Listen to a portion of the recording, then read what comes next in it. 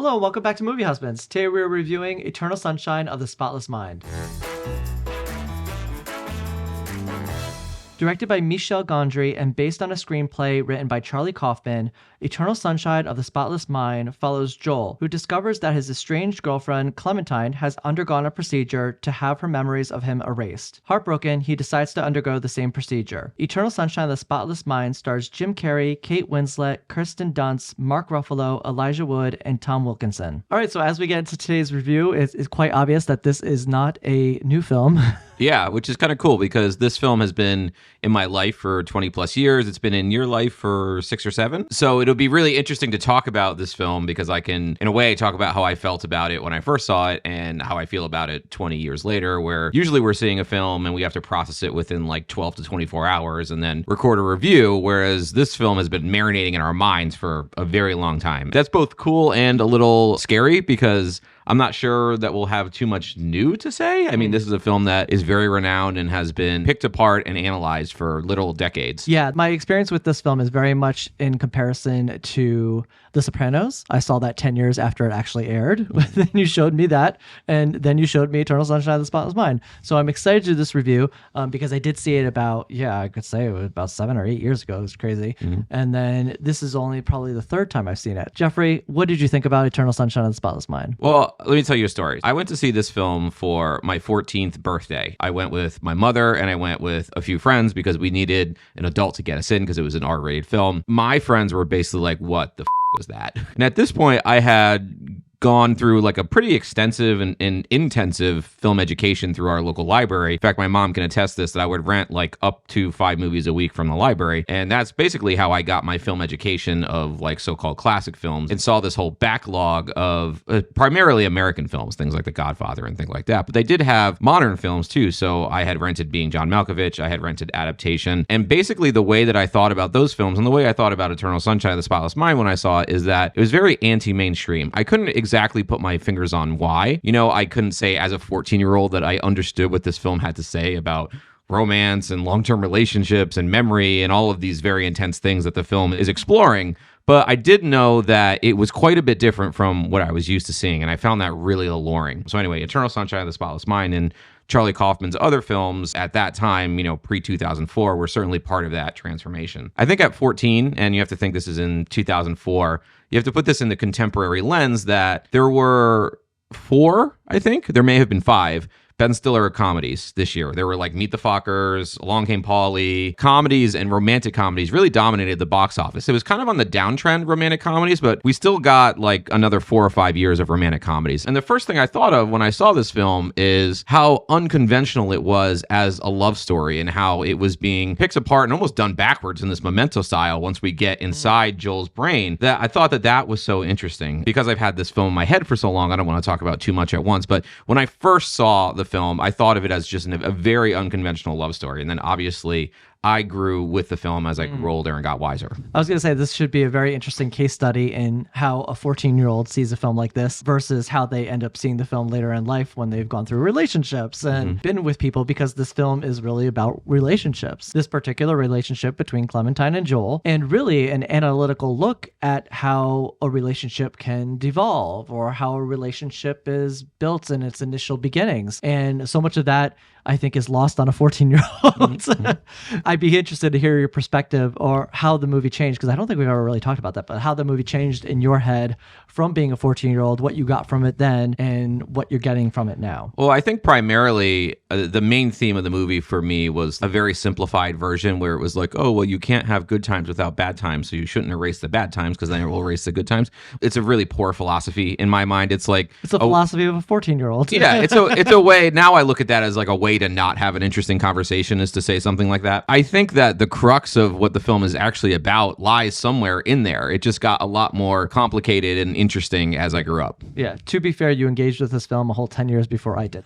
Props to you at 14 for watching this. Going back to the beginning of this movie, let's start there, because I find it very interesting that the film really does this. End of the movie is sort of the beginning of the movie in a way. It really is the starter point to introduce to us to these two characters who have already had these memories erased from their minds. I love these initial scenes because there's so many little details in them that play itself throughout the film. We see Kate Winslet, who is super bold. This is highlighted by her hair color, which is this bright blue, and she doesn't really care much for people's personal space. Her emotions are kind of erratic. Like, she can be very angry, but then very bright and happy 2 seconds later. Yeah, and she reveals her thoughts, her feelings, particular information about herself that you probably wouldn't say to a random stranger. She has this exuberant quality about her. She's very much an extrovert. And this just butts up right against Joel, who is very much an introvert, very much a little bit of a loner. Quintessential sad sack. Yeah, you could see the anxiety rating off of him. He fidgets with his fingers a lot in items. I remember he was thumbing like a glass of his drink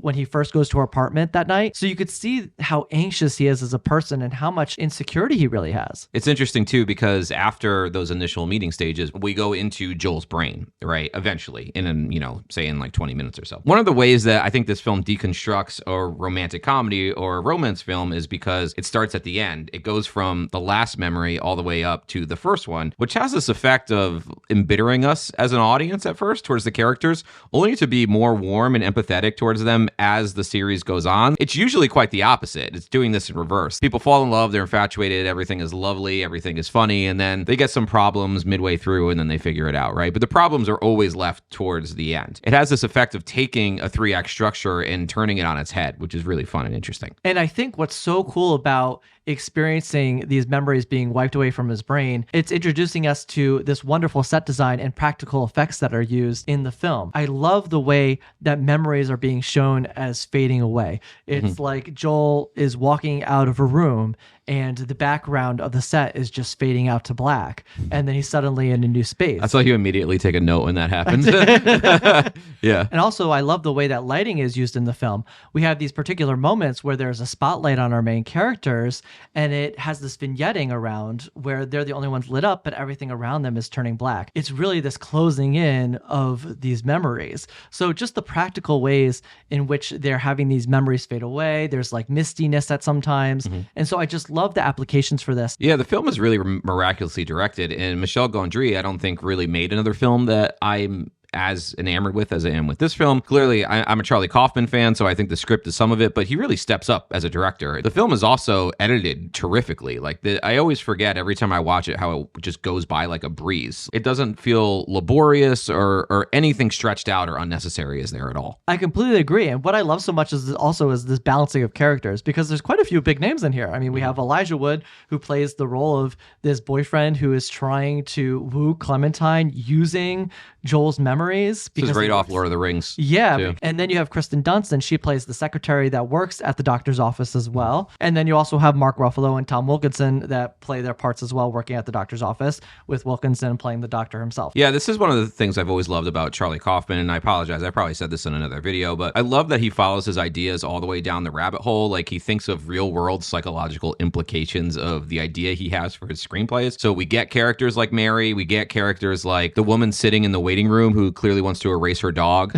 Like, a lot of these logical extensions of his one idea, whereas I think a lesser screenwriter would just take that idea and say, this is so clever, I'm just going to ride this out, instead of all of these real world implications of it. Yeah, but what's so great about it is it seems like it's something that could exist in the real world. Certainly. But there's so many little details and little things that pass by. There's that hilarious moment at the beginning where we first see Mary and she's talking on the phone with a client who's trying to get her to do a procedure for the 3rd time in the same month. Oh, yeah. Then there's that moment where Joel's in the library and he's asking where the self-help section is because he's starting to become self-aware of this process and he's losing his mind. I also like that he doesn't remember that Clementine crashed his car. Yeah. So he sees it and he thinks the person next to him did it and he leaves them this note. You see the dent in the car multiple times until you finally find out where it actually came from. Yeah, I think those details, they feed into a lot of the overall themes of the movie, which I think the film has a lot to say about romance. I know it's kind of an obvious thing to say, but the structure of romance, from infatuation to this sort of inevitable bitter banality, or maybe being like the boring couple in the restaurant, so to speak. There are a couple of really heartrending shots of them just eating in silence, barely recognizing each other. Once they've erased each other and they listen to each other's tapes towards the end of the film, they find a lot of these traits and details that we've been talking about completely unrecognizable in themselves and in each other. So Clementine's impulsivity is why he loves her so much at first, because it's so unlike what he is.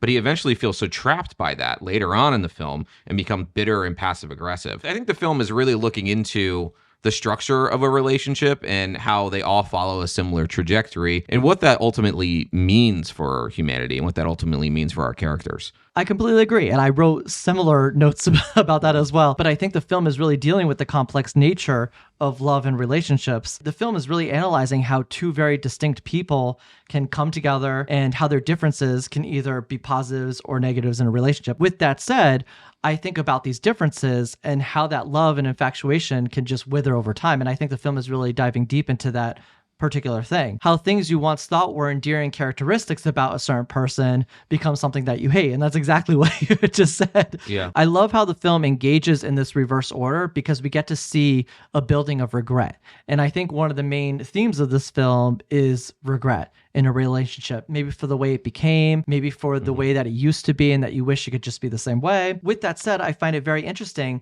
that the film gives us only Joel's experience of his memories being removed. For me, I wonder, with Clementine, did she go through a similar experience? And I know that Joel is obviously more self-aware of the process than other clients, but that doesn't mean that maybe in their heads while they're knocked out that they're not going through the same thing. So in my mind, I'm like, well, did Clementine go through the same experience? Would she have gone back through these memories and landed with the same type of regret? I find that very interesting and that the movie only follows Joel's. Yeah, I think some of that is practical, like you have to pick one or the other, but I really like what you're getting at, which is love just a cycle? And that's the ultimate question I have about the film is, does it view love as deterministic, fatalistic? Does it ultimately view love as worthwhile, or do people just keep chasing their tails? Yeah, and what I particularly thought about this was that it was a little bit in the eye of the beholder. I could see an optimist and a pessimist both watching this film and coming to different conclusions about their future of their relationship. I think the end of the film begs the question, are they doomed to repeat the same failure that they first experienced in their relationship, or are they going to use this experience to grow in their relationship? And I think the film actually supports both of these possible outcomes. For example, since their memories are lost, so is the experience of having the regret Joel experienced that led him to, in his unconscious state, to want to have her back. Without this experience, you could make a case that they're doomed to repeat the same mistake because they didn't learn anything because the memories are gone of the learning. But on the other hand, you could look at the moment, the particular moment where he decides to run back out into the hallway and tell her to stay, which is the exact mistake he made earlier in the film when she walked out. Well, that's interesting. And from that, an optimist could make the case that he learned something, maybe unconsciously, but he learned something that might have an impact on their future relationship. So I love the way that this ending could be interpreted to either have a fatalistic view or a positive view of their relationship going forward. I agree. I've been arguing about this ending with people for not for 20 years, but maybe for 12. Yeah. And it will probably come as no surprise to you that I think that they absolutely do not work out.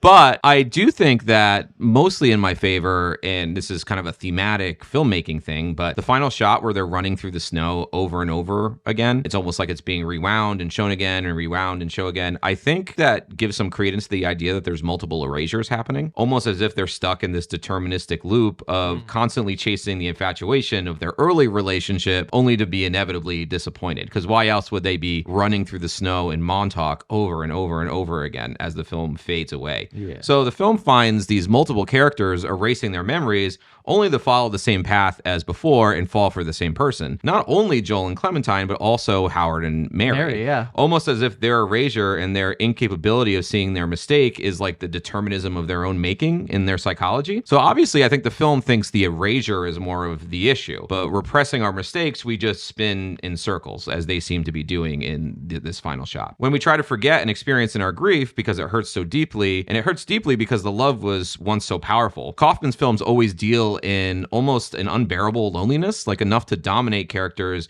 in their actions, which makes their actions seem very capricious. I think if you want to make the film completely ambiguous, you don't have that final shot. I see where you're coming from. Without the memories of why their relationship didn't work, where are they to go? They're obviously going to find infatuation and try again. The one hole in this theory, I think thematically, is that she says to him, meet me in Montauk, and there's something in her brain that says, I need to go to Montauk. Yeah. That's the main thematic detail that I think is a bit of a hole in my theory. And that makes me believe that maybe some other side of the deterministic, fatalistic wheel cycle that we're talking about actually wants them to be together. I think there are little things that could make the case that this relationship does go northward. I really love the scene at the beginning of the film with them on the ice. What's so great about this moment is that Joel has this hesitation. At one point, he says, I think I should go back. What if it breaks? And Clementine forces him to come out of his shell and come onto the ice. And what does he say? It's the best experience of his life. Yeah, but then that same impulsivity makes Clementine crash his car. Yes, So anyway, I'm just saying that it's easy to argue for either way. What I'm trying to say is that there is something that they get from each other that's very positive. Even though it's a film that I view ultimately as cynical about love, I also think that the film has a warm glow and a true empathy for its characters. I think it believes that the love between these two people is a wonderful thing, even if it doesn't ultimately work out, even if we're stuck in these cycles that we repeat our same mistakes over and over again. I think there is such a delicate warmth to this film. We actually didn't talk about this yet, but Charlie Kaufman's filmography as a writer and as a director is sort of split here. So he makes 3 films, being John Malkovich adaptation and Eternal Sunshine of the Spotless Mind. There are 2 other ones in there that I pretend don't exist. But anyway, those 3 films he writes, and he works with Spike Jonze and Michel Gondry. And those directors are able to take his screenplays and I think imbue a lot of warmth and empathy on them, which frankly is not his strong suit. And we see that later in his filmography when he directs things like Synecdoche, New York, and I'm Thinking of Ending Things and Anomalisa. Without the collaboration with the director and him as screenwriter and director, it's a much more scorched earth, loneliness, futility of meaning sort of exercise that we have with Kaufman's work from here on out. Highlighting that particular thing with a detail within the movie, I want to refer to the necklace that Elijah Wood uses as the gift from Joel to give to Clementine. The thing she says about the necklace is that, wow, nobody I've ever been with has given me a necklace that I liked. It just speaks to how Joel really knew her as a person. Whether or not they're good as a relationship, as a couple, there is something to be said about them as 2 people who get along really well with each other or know each other very well, which I think is very lovely. There are a couple of other little great details that I noticed on a second watch of this film. One in particular has to do with this self-awareness that Joel has of his state of memories being wiped away from his brain. Yeah. And it's very much similar to being in a dream and being aware that you're dreaming. This moment where he is outside the kitchen of his apartment and there's a TV right below him. It's just the slightest shot of him, but you see the TV playing his lower body of the same exact scene that's playing with him standing right there. Yeah. Just calling to the artifice of the dreamlike state of his memories being wiped away. I just love the details that are alluding to that in the film. Yeah, there are singular shots in this movie that are just fantastic and have an amazing sort of dream logic to them. There is a scene that they wake up in bed, but they're on the beach in Montauk. Because the film is frantically edited and frenetically edited in a lot of scenes, there's so many shots I forget about that I say, oh, that's a good one, that's a good one, that's a good one. But they come in such rapid succession that I don't always commit them to memory. Yeah, there's that moment where Joel is walking through the streets chasing Clementine and she's showing up in multiple different places, but it's it's like a one-take shot where the camera is just panning from left to right, and there she's walking away there, and there she's walking away there. Yeah. Oh, the card moved and it changed places. It's just super well done. So since this is a classic film review, we will not be giving this film a grade. I am a believer in the idea that when a film gets to a certain place, when it becomes a high work of art that most people acknowledge is a high work of art, that the art is judging you more than you're judging the art. That's not true of every film, and I also know that you take some issue with that, whatever. But Citizen Kane is still going to be Citizen Kane no matter what I think of it. So anyway, I just think the idea of giving a grade to a classic film is a little foolhardy. We can still do a wrap up. So what did you ultimately think of Eternal Sunshine of the Spotless Mind? Oh gosh, how do you box up Eternal Sunshine of the Spotless Mind into a small little exit thing? I don't even know. I don't know how you would do that. What does it mean to you? There's this overwhelming feeling at the end of the film that I really love about it. When the house is crumbling and he's trying to desperately cling on to Clementine, he's realizing that his time is limited. They decide to finally enjoy it. The house is crumbling and they decide to just go running on the beach and enjoy this moment before they lose sight of it forever. I think we all get caught up in life and work and people have kids, and there's so much to manage in our day-to-day lives that we don't have the time to give to our relationships as we once did. Your time is limited, and to enjoy it with as much fervor as you can, I think is a big point that the film is trying to make in its final moments of this dreamlike state. Eternal Sunshine of the Spotless Mind was really a transformative part of my life for me in terms of my engagement with film. I mean, I was watching a lot of very popular movies that were very big in the theaters. There was just a lot of films that you shared with me that really transformed the way I view film. The amount of films I was able to see after this film, just realizing like a whole door had opened. What's great too is I think both you and I, the more films you see and the more you learn about film, this film actually oddly holds up to all of that. It's not as if it's a starting point and then suddenly you look back 10 years and you say, oh, that's not as good as I thought it was. Every single time I watch this movie, which is maybe every 5 years or so, I think it's just as good as I did 20 years ago. I would say that Charlie Kaufman's preoccupations in his screenwriting are often the same preoccupations that I have in my life. There's this scorched earth cynicism that he has, these relentless exploration of loneliness and identity, the futility of living, the inevitability of death, the lack of meaning in the universe, and an almost pathetic self-consciousness that is just utterly relentless. I've always really appreciated his screenwriting and him as a human being. There are some great YouTube videos of him giving speeches at the WGA, at the BAFTA screenwriting conference. He says these really amazing things about being honest in your screenplays, and I think that he is somebody who is just relentlessly honest in his work, and to leave out any bit, as ugly as it may be to look at or think about, is just not something that he's going to do. And frankly, that's why he doesn't get a lot of movies made anymore, because I don't think that a lot of people are willing to make movies on his level. So this film has always meant a lot to me, and for all the reasons that we talked about, not only in this contemporary lens that we can deconstruct it relative to other romantic films, but also all of the interesting questions it has to ask about love if we're simply chasing our tails when we're in love with somebody. I think those are fascinating themes that are just standing the test of time, and that's why it's a 20-year classic. All right, and that's it for our review of Eternal Sunshine of the Spotless Mind. Let us know in the comments, what did you think about this film? Also, let us know in the comments, what other classic movie would you like Jeffrey and I to review? As always, thank you guys for watching, and we'll see you next time.